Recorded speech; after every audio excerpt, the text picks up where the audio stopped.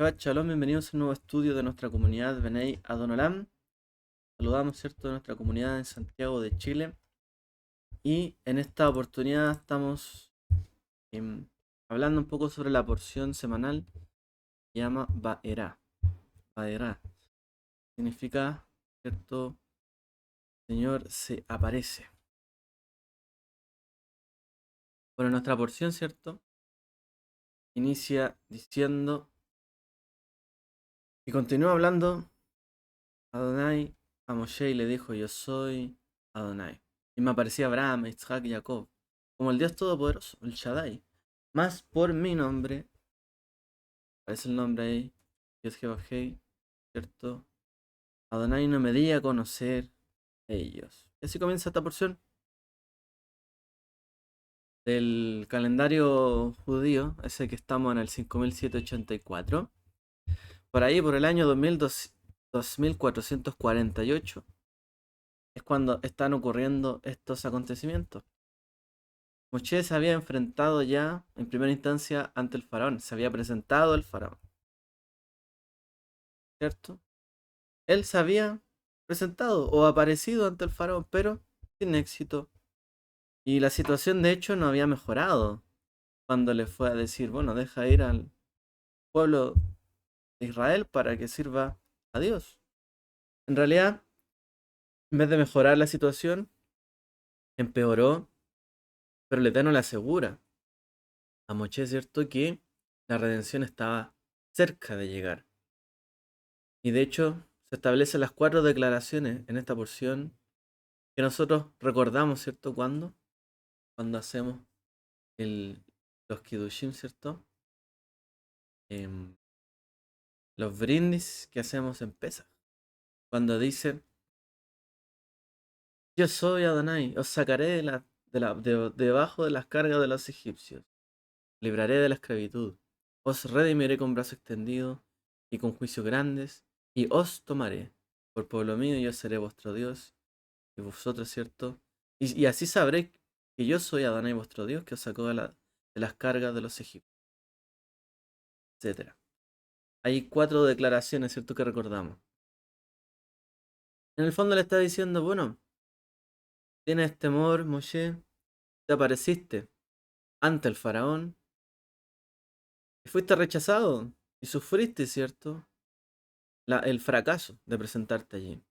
Pero hoy día, esta por allá nos dice: yo me aparecí, o sea, yo me presenté. Fui yo el que me presenté primero. Abraham, Isaac y Jacob. Jacob. Pero a ti te voy a dar a conocer algo, o mi nombre, con el cual yo haré todas estas señales. Ya, confía. Así como tus padres confiaron, yo me aparecí a ellos, yo también me aparezco ante ti, y lo que tú necesitas ahora, yo lo cumpliré.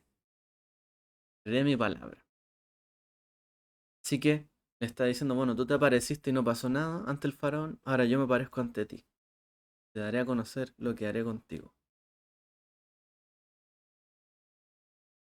Luego, ¿cierto?, se establece el linaje de Moshe o de Moisés, ¿cierto? Es decir, cuál es su genealogía, de dónde viene, cuál es su familia, de él y de Aarón. Y ahí se nos dice precisamente que Moshe tenía 80 años y Aarón tenía 83 años. ¿No eran unos jóvenes prepotentes que se estaban presentando frente al faraón para para pedir que dejara al pueblo de Israel, ¿cierto?, a los hijos de Israel de la tierra de Egipto? Ya eran dos personas mayores, 80 y 83 años, y tuvieron que enfrentar, ¿cierto?, al faraón. Esto es algo singular, ¿no?, dentro de judaísmo o la Torá, que los héroes siempre uno los ve en cualquier película, ¿no?, en cualquier temática, y muchas veces son jóvenes, siempre son gente en su plena fortaleza física. Pero aquí no, aquí estamos hablando de gente mayor, ya anciana, los ancianos que se presentan y son los héroes, ¿cierto?, de esta historia. Las personas mayores, ¿no? Dentro del judaísmo y la Torá se respeta mucho la ancianidad, ¿cierto? O como dice, las canas, se dice. Se respeta mucho a la gente mayor por todo lo que trae, ¿cierto? La experiencia, la sabiduría y lo que puedan enseñar. Realmente dentro del pueblo judío, ¿cierto? Hasta el día de hoy, los ancianos o los rabinos mayores, de hecho, son muy respetados sus palabras. Bueno, nuestros héroes tenían 80 y 83 años, ya bastante mayores. Pero tenían una misión, y esa misión, el Eterno les dice, bueno, voy a hacer que se cumpla. Más adelante en la porción, Moshe, ¿cierto? Envía o, o actúa para que, ¿cierto? Aparezca la tercera plaga y advierte nuevamente al faraón sobre una cuarta plaga. Luego se envía la cuarta, quinta y sexta plaga y Moshe le advierte al faraón que vendría una séptima plaga si sigue negándose a dejar ir al pueblo de Israel. Luego viene la séptima plaga y el faraón dice que él endurece su corazón y se negó a dejar ir al pueblo. Y así concluye esta porción. Una porción llena, ¿cierto? Bueno, si nos dedicamos a ver paso tras paso, está llena de acción, por así decirlo. Pero esa acción es ejecutada por estas dos personas que mencionábamos, Moshe y Aarón. Dos personas, ¿cierto? Ya mayores. Dos personas que no estaban en su plena fortaleza, sino que ya estaban en la última etapa quizás que comenzaba, ¿cierto? De sus años, pero tenían una gran misión sobre sus hombros. Y tenían que convencer a este pueblo. Bueno, en la primera aparición de Moshe ante el faraón era para exigir la libertad del pueblo de Israel. Pero eso trajo consigo, como dijimos, un endurecimiento del trato que tenían los egipcios contra los israelitas en aquel entonces, o los Bene Israel, los hijos de Israel. Y se le exigía, en el fondo, una cuota de hacer ladrillos, pero se dice que ya no se les pasaba la paja para que lo hicieran. Ahora ellos también tenían que recolectar la paja. Así que Moshe fue reprendido por muchos de los miembros, ¿cierto?, de los Bene Israel. Fue enojado. Se enojaron contra él porque finalmente, oye, no es que ibas a arreglar las cosas, ahora están peor. Moshe, esto podría haberlo, ¿cierto?, desalentado bastante. O sea, yo quiero apoyar a este pueblo, quiero ayudarlo, quiero cumplir la misión, pero el pueblo no me quiere a mí. O las cosas que Dios me está mandando me están trayendo un conflicto con mi propio pueblo. Entonces él recibe, ¿cierto?, palabras de aliento. Diles, preséntales, dile, yo seré, yo estaré con ustedes, así como estuve con sus padres. Les transmite, ¿cierto?, a los hijos de Israel esta palabra de esperanza, pero ellos no la aceptan, ya que estaban demasiado, como dice la escritura, faltos de aliento, exhaustos, cansados. Estaban en un estado, ¿cierto?, tortuoso y el duro trabajo, la dura cerviz que tenían sobre ellos, ¿cierto?, en la cual estaban siendo sometidos, era muy dura y difícil. Era difícil de sugerir las palabras. La verdad, palabras así, ¿cierto? Bueno, son difíciles. Estamos ya cansados. Ya tenemos muchas imposiciones sobre nosotros, muchas cargas. Tenemos que trabajar más y más. Cada vez está todo más difícil. La vida está más dura. Y tenemos cada vez menos fuerza. O sea, esto, mientras se sigue extendiendo, cada vez estamos más cansados. Y además, con tus palabras, Moshe, estás haciendo que tengamos que trabajar todavía más duro. Y estamos siendo sometidos a una presión aún más difícil. Todo ello, aunque dijeran Moshe palabras reconfortantes, la realidad era otra. Era difícil. Hmm.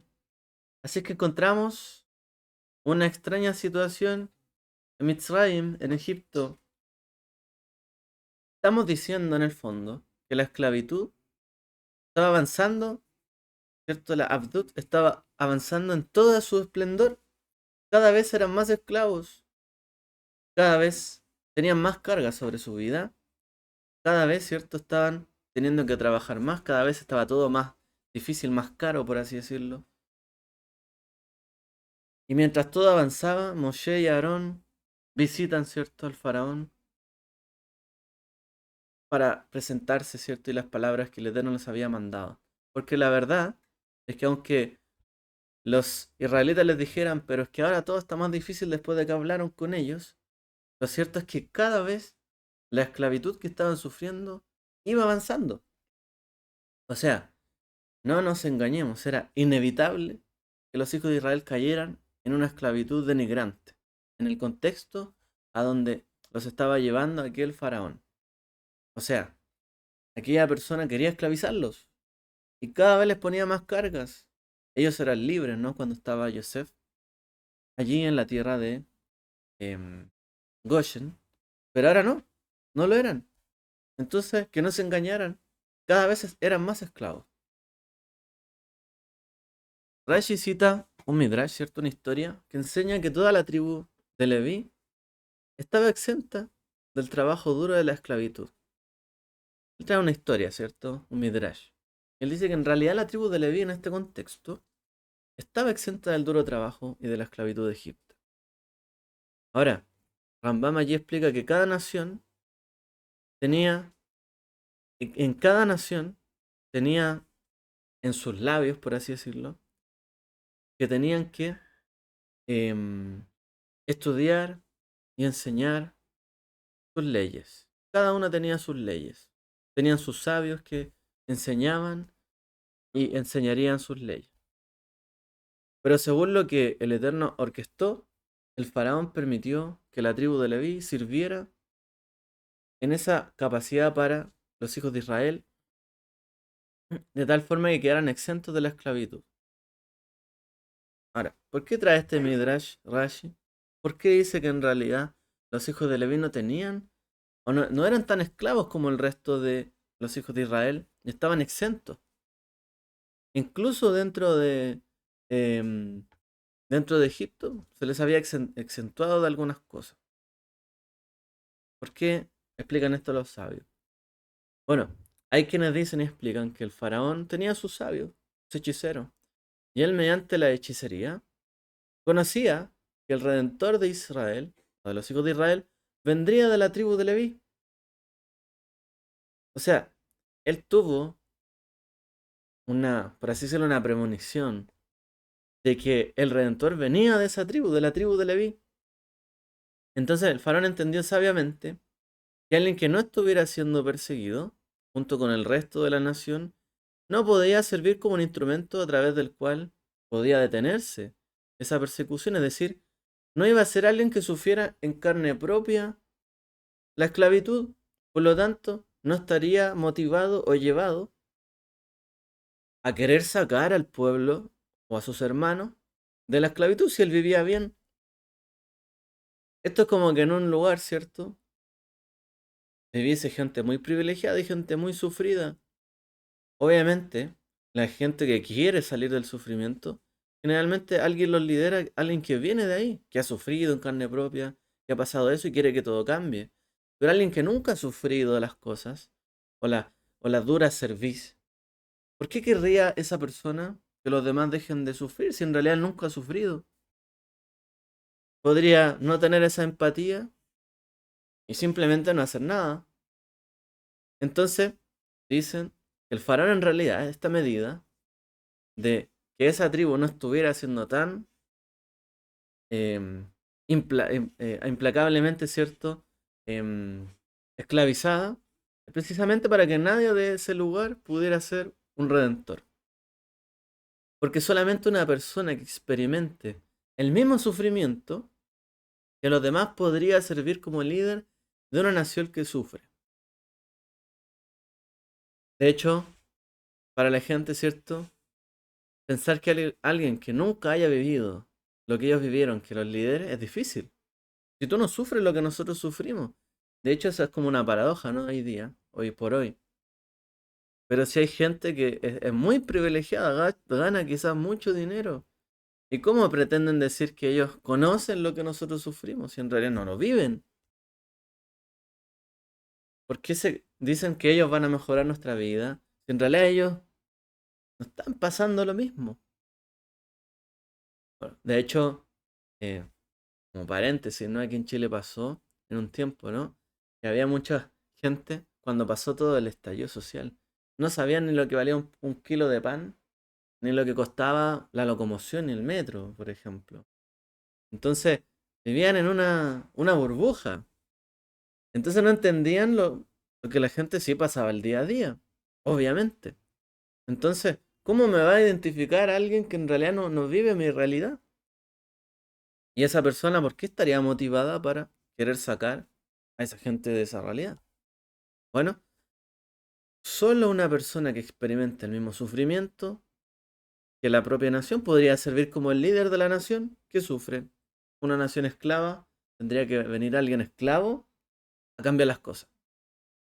Por lo tanto, dicen que el faraón y sus sabios específicamente eximieron a la tribu de Leví de la esclavitud con una esperanza de frustrar lo que vendría después del desarrollo de que se convirtiera en un redentor. Podemos verlo, ¿cierto?, en el caso de que quería asesinar a los niños que nacieran. De ahí el Midrash, en el fondo. Porque él quería matar a los que nacieran en ese momento. En la época de Yeshua pasó algo similar. Se mandó a matar a los niños porque nacería un Salvador en el fondo. Van a ser alguien entre ellos que va a ser capaz de librar de la esclavitud o de la opresión a este pueblo, a esa gente. ¿Qué es lo que hacen? Bueno, vamos a que algunos, ¿cierto?, no sufran tanto, o en otro caso, que sean eliminados todos los potenciales peligros. Y una forma de eliminar un potencial peligro es desactivando, ¿no?, el mecanismo quizás del odio, la rabia de haber sido esclavo. Bueno, esta fue en realidad la actitud de los hijos de Israel, de hecho, ¿cierto? Porque este Midrash se menciona porque la Torah dice, y ellos, es decir, los hijos de Israel, no aceptaron las palabras de Moshe debido a su dificultad, ¿cierto? De, a su arduo trabajo y a su falta de aliento. O sea, no aceptaron las palabras de Moshe. O sea, Moshe, tú vienes para acá, no te veo cansado, no te veo haciendo ladrillos, no te veo a ti exhausto como nosotros nos toca trabajar y esforzarnos y hacer todo esto. No te veo así, Moshe. Entonces, ¿por qué tendría que escucharte? Y además, cada vez que hablas con ellos, pues nos ponen cargas más duras. Entonces ellos, los Bené Israel, se estaban revolcando en su dura esclavitud. Estaban enlodados de la esclavitud y no querían aceptar que el Eterno eligiera un redentor de la tribu de Leví, o alguien que incluso, porque este es un midrash, pero lo cierto es que Moshe fue criado en la casa del faraón, fue criado con privilegios, fue criado, ¿cierto?, diferente a ellos, no tenía ese trabajo. De hecho, llegó a matar a una persona, le dijeron, ¿te crees juez de nosotros? Terminó huyendo. Bueno, aceptar que el Eterno eligiera una persona de la tribu de Leví, a una persona privilegiada, exenta de la esclavitud toda su vida, para que los liberara, no era fácil de entender, no era sencillo. Entonces nos preguntamos cómo Moshe pudo convertirse en el redentor de Israel bajo estas condiciones. ¿Cómo va a venir alguien a decir voy a cambiarlo todo? Pero si tú nunca has vivido lo que nosotros vivimos, ¿cómo puedes ser capaz de decir estas palabras? Tú no estás sufriendo lo que nosotros sufrimos. Y te dice ser el elegido de Dios.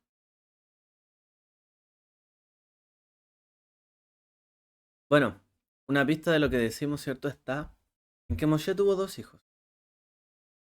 Uno se llamaba Gershom porque él dijo, fui extranjero en tierra extraña.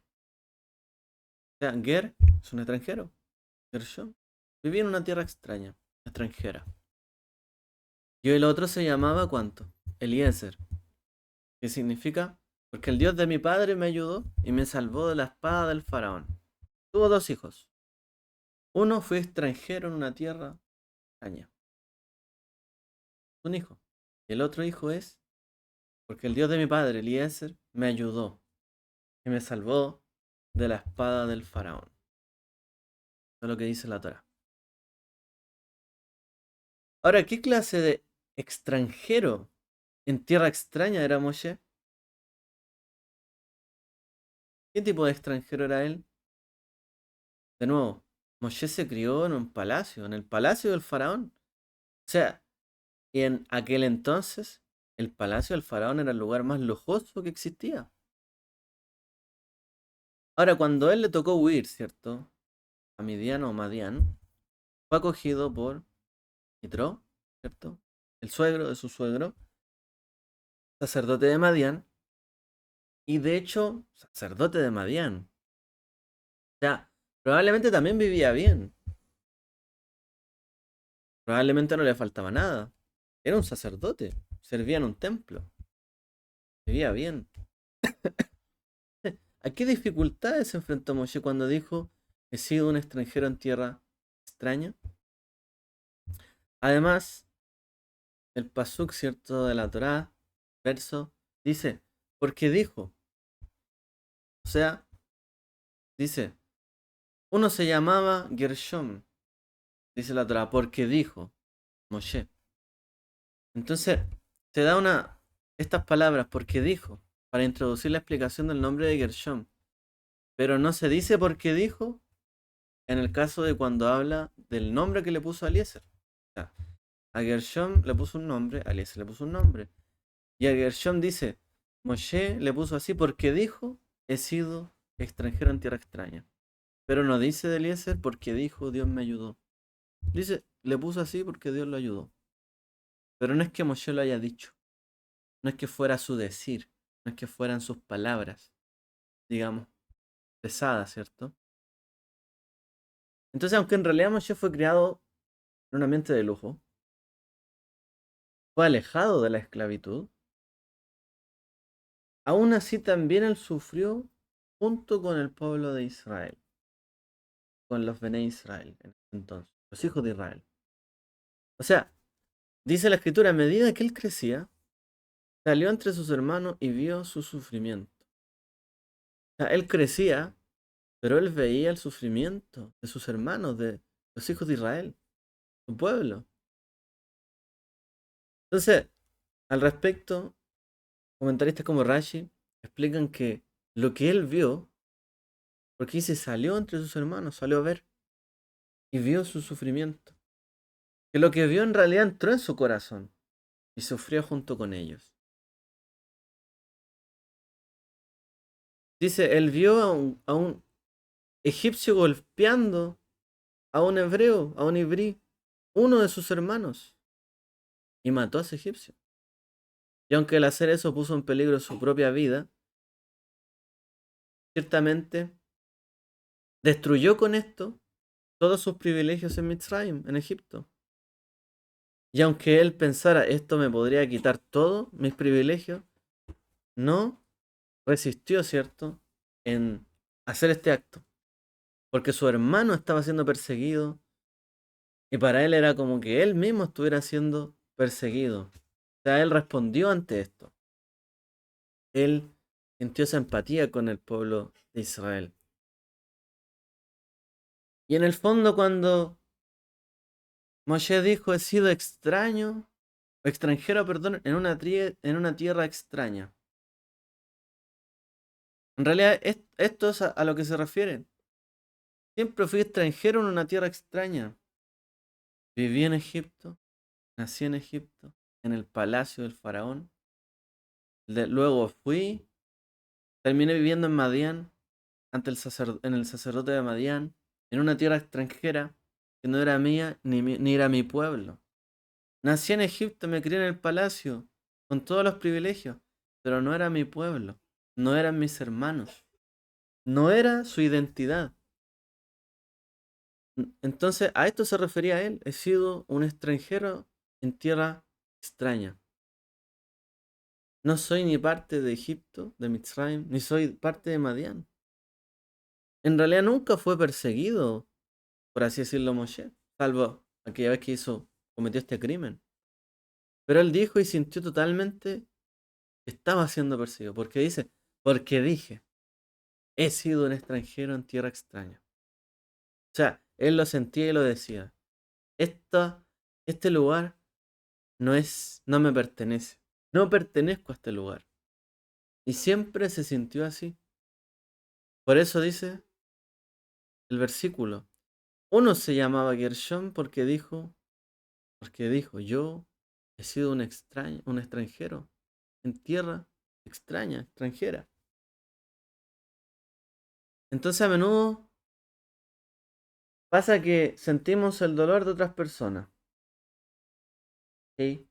A veces alguien nos cuenta, estoy sufriendo, padezco esto, otro. Y sentimos dolor, sufrimiento por la otra persona.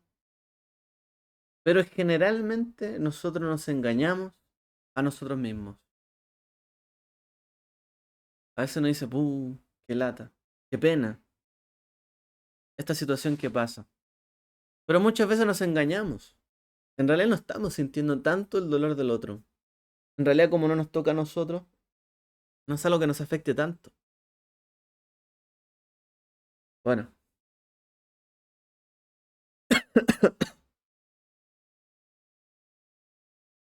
permiso.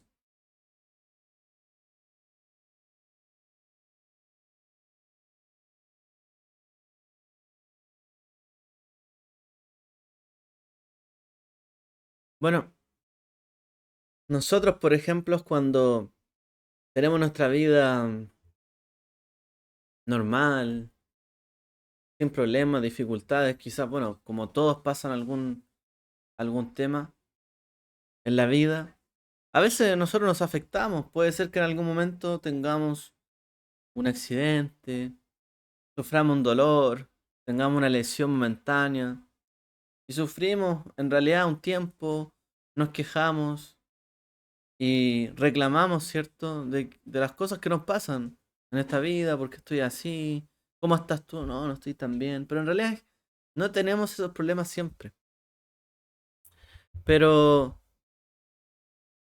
pongamos, por ejemplo, un día alguien puede salir, hacer una caminata y lesionarse y tener un pie mal. A lo mejor esa persona va a cojear un tiempo, va a tener que caminar apenas, pero en realidad como que uno y sufre a lo mejor y quiere que los demás lo vean. A veces, oye, ¿cómo estás? ¿Cómo te sientes? No, voy bien, voy mejorando. Bueno, todo eso es normal, no parte de la vida.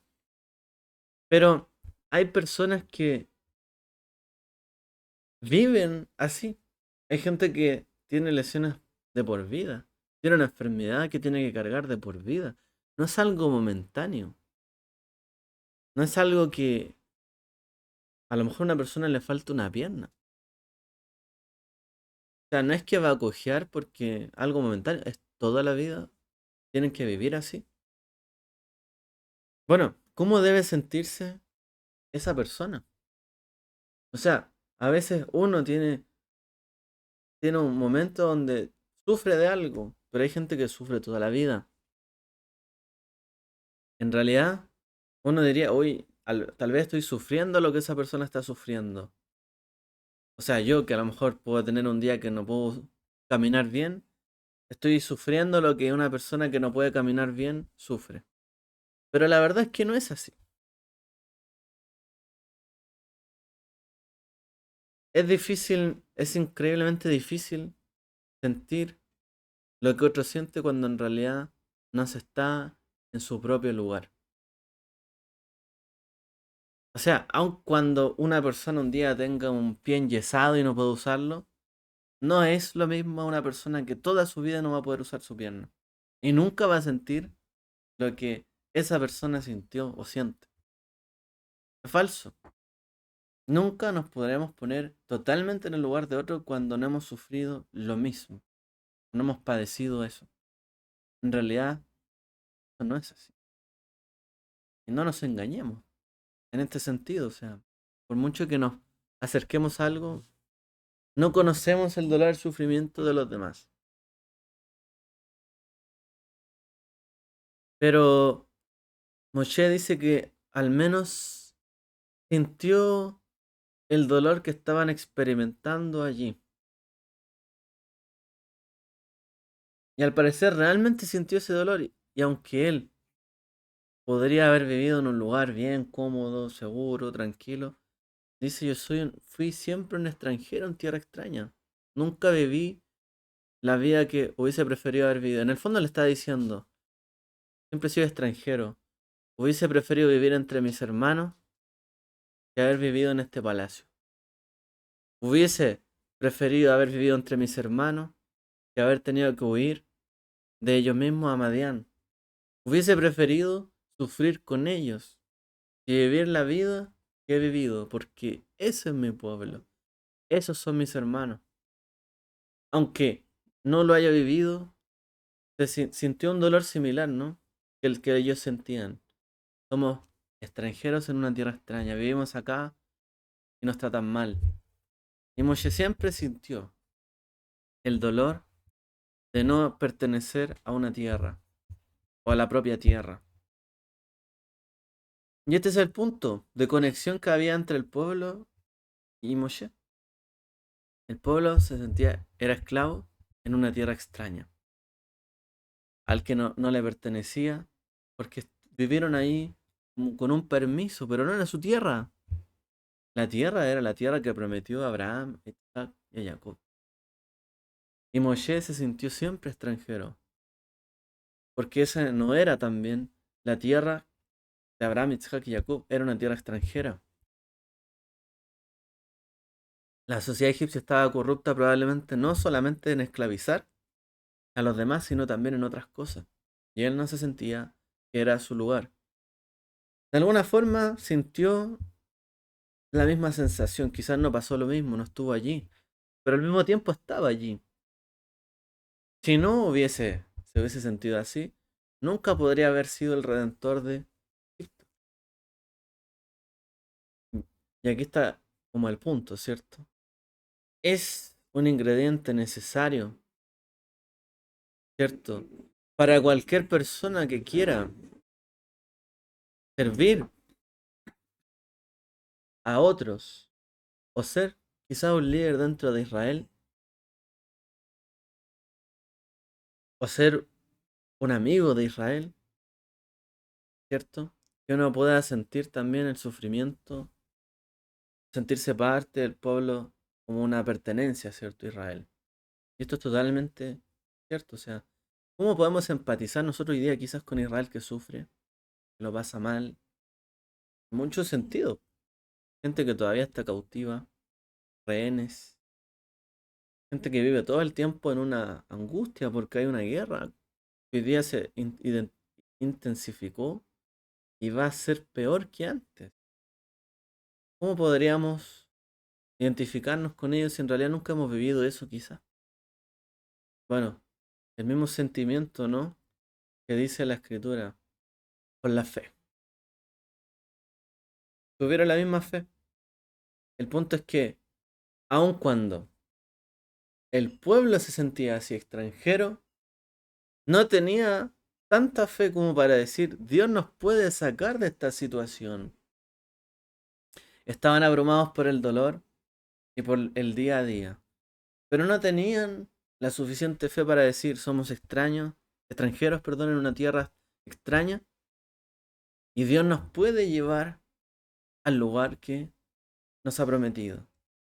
Pero como Moshe se sentía extranjero, en tierra extraña, pero él sí llegó a tener fe de que Dios podía sacarlos de allí y que Dios en el fondo iba a poder realizar esta gran hazaña.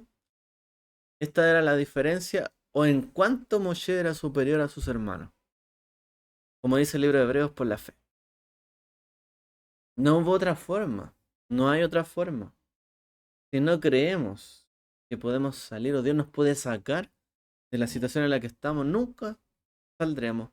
Quizás toda la vida nos sentiremos incómodos, mal, con sufrimiento, con dolor, Si no creemos que el Eterno nos puede sacar de allí, no saldremos.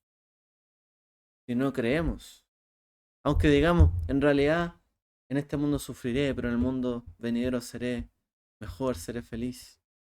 Hoy día estoy sufriendo. Si no creemos que hoy día el Eterno es capaz de hacer esto con nosotros, algo nos falta y no estamos siendo como Moshe.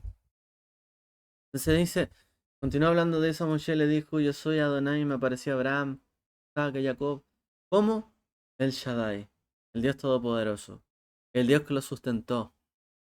Más por mi nombre, Yod-Heh-Vav-Heh, no me di a conocer a ellos. Y también establecí mi pacto con ellos de darle la tierra de Canaán. O sea, la promesa está ahí. La tierra donde peregrinaron. O sea, pisaron la promesa. Tuvieron fe. Además, no solamente prometí, sino que además he oído el gemido de los hijos de Israel. Porque los egipcios los tienen esclavizados. Y me he acordado de mi pacto. Por eso dile a los hijos de Israel que despierten sus corazones. Tú sabes que eres extranjero en esta tierra. Sabes, por tanto, que este lugar no te pertenece.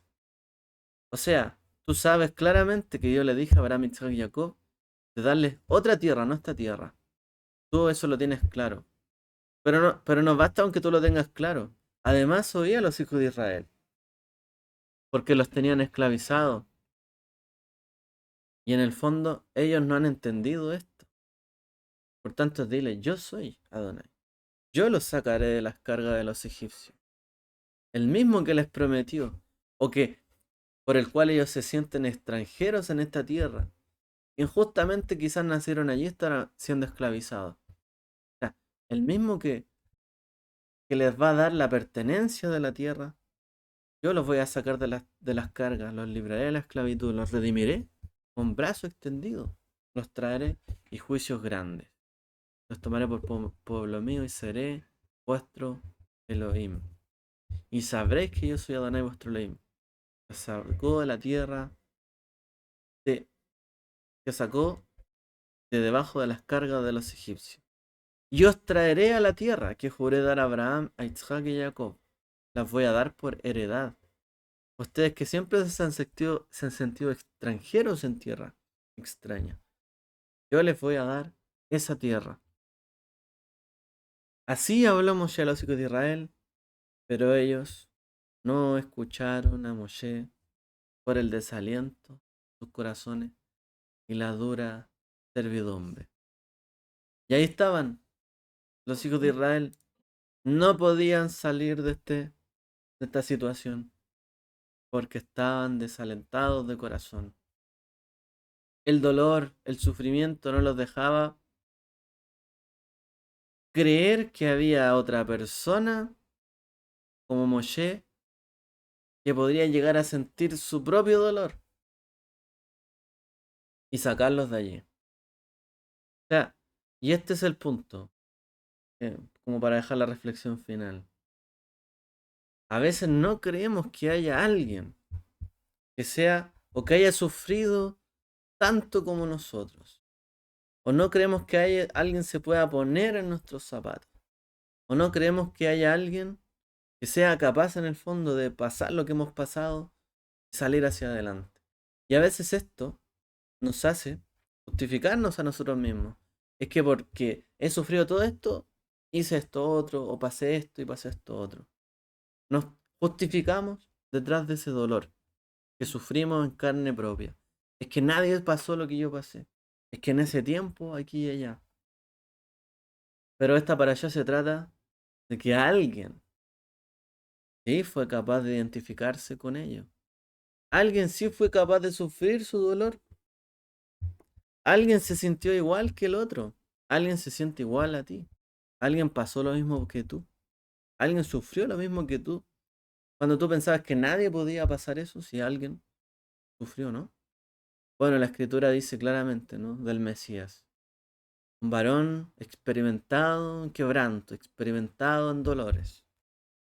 Una persona que sufrió en carne propia lo que nosotros hemos sufrido y cargó sobre él incluso la falta, el pecado de todos nosotros. El Mesías vivió esto. Fue capaz, ¿cierto?, de sufrir el dolor de otro. Y si el Mesías fue capaz, no significa que nadie sea capaz. Al contrario, significa que los demás o nosotros también somos capaces de vivir o padecer lo que otro padece, sufrir lo que otro sufre, ponernos en el lugar del otro de verdad. Pues que si no, si nosotros no somos capaces de aceptar que otros también pueden padecer o sufrir lo que uno padece, jamás querremos recibir ayuda de otros.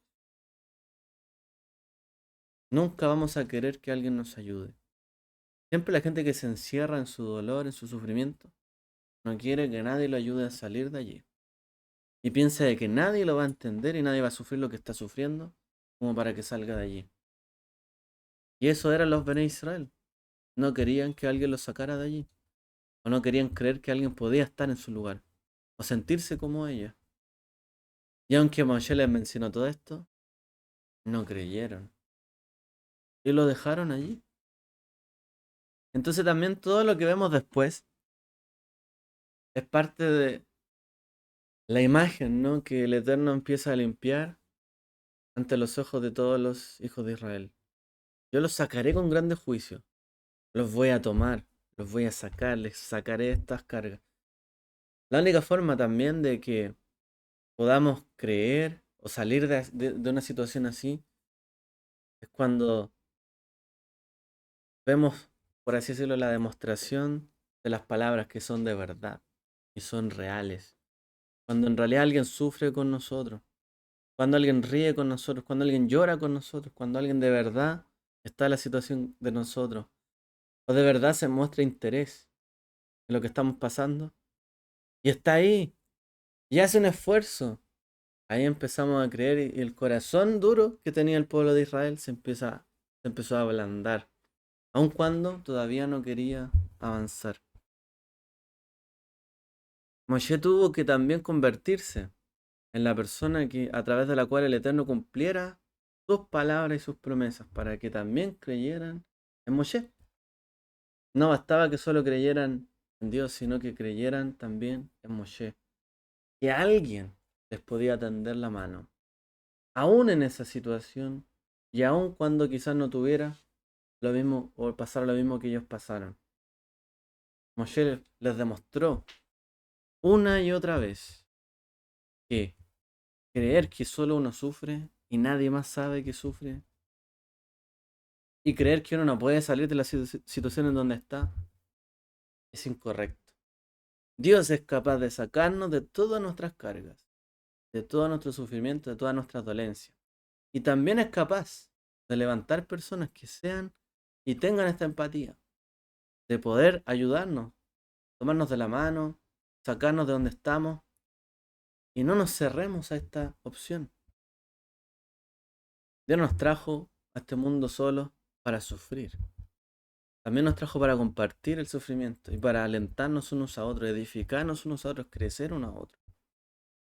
Así que quiero dejar esa reflexión. No nos engañemos. Es cierto, hay personas que jamás han pasado lo que hemos pasado. Es cierto. Pero también hay personas que son capaces de ponerse en nuestro lugar. Y a veces tenemos que dejar que nos ayuden. Y si esa persona es de verdad, ayudémonos también a nosotros. Tomemos la mano de aquella persona. O dejémonos alentar. No sigamos ahí hundidos en una desesperación innecesaria en la vida. ¿Ya? Así que bueno, es una palabra de aliento porque finalmente el Eterno cumple. Moshe cumplió. Y hay personas que también pueden cumplir en esta vida. Que el Eterno nos llene, ¿cierto? De esas personas, que nos rodee de esas personas. Que el Eterno ponga en nuestro camino buenas personas. Que nos aleje de malas personas. De malos vecinos, como dice la oración. De algún enemigo silencioso. Que Él de verdad nos una. Porque si no, jamás podremos ser un pueblo. Se puede decir que somos un pueblo si en realidad todos sufrimos, pasamos esto, pero en realidad no hay nadie unido. Nos une el dolor, pero no nos une la hermandad, la confianza el uno del otro, que yo te puedo ayudar, te puedo alentar, tú estás sufriendo, yo también, ayudémonos. Si no somos capaces de tendernos la mano, y los hijos de Israel no podían, no eran capaces de tenderse la mano el uno del otro, ¿cómo iban a ser un pueblo? Jamás iban a llegar a ser una nación, un pueblo, si no eran capaces de entender el dolor del otro, y de que alguien podía entender su propio dolor. No eran un pueblo. Pero Moshe les enseñó con amor a que eran un pueblo. Tenían que apoyarse y tenían que caminar juntos por el desierto. Tenían que estar unidos en Pesaj, conocer lo que el Eterno les prometió y unirse. Eso nos hace fuertes. Eso nos hace salir adelante.